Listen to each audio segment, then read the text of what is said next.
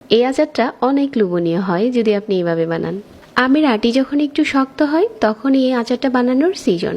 আজকের এই আচারটা বানানোর জন্য 1 কেজি কাঁচা আম নিয়ে একটা আমকে 8 টুকরো করে কেটে নিয়েছি। এখন একটা ছড়ানো ট্রেতে নিয়ে নিচ্ছি। আম কাটার আগে ধুয়ে নিতে হবে, পরে আর ধোয়া যাবে না। এখন 1/4 চা চামচ হলুদ গুঁড়া দিয়ে দিলাম, সাথে দিয়ে দিচ্ছি 1/4 চা চামচ লাল মরিচের গুঁড়া, স্বাদ মতো একটু লবণ অ্যাড করে দিচ্ছি। এই গুঁড়া মশলার সাথে আমের টুকরোগুলো হাত দিয়ে একটুখানি মাখিয়ে নিচ্ছি। এখন এটা কড়া রোদে শুকিয়ে নিতে হবে 2 থেকে 3 ঘন্টা। এখন আমের টুকরোগুলো এরকম হয়েছে। আজকে এই আচারে কোনো রকম 5 ফোড়ন দিব না, আমি 5 ফোড়নটা এইভাবে করে নিজেই বানিয়ে নিয়েছি।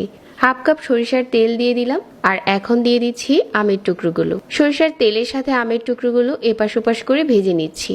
1 কাপ চিনি দিয়ে দিলাম, আর 1/2 চা চামচ লাল মরিচের গুঁড়া দিয়ে দিলাম। একটু নেড়েচেড়ে মিশিয়ে এখানে আমি প্রায় 3 চামচের মতো সিরকা দিয়েছি।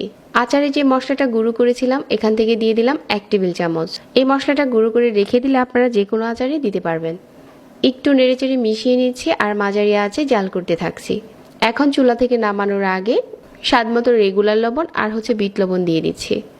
এখন চুলা থেকে নামিয়ে নিচ্ছি, আর আচারের কালারটা দেখেন কতটা সুন্দর হয়েছে। আর আচারটা খেতেও অনেক লোভনীয় হয়েছে।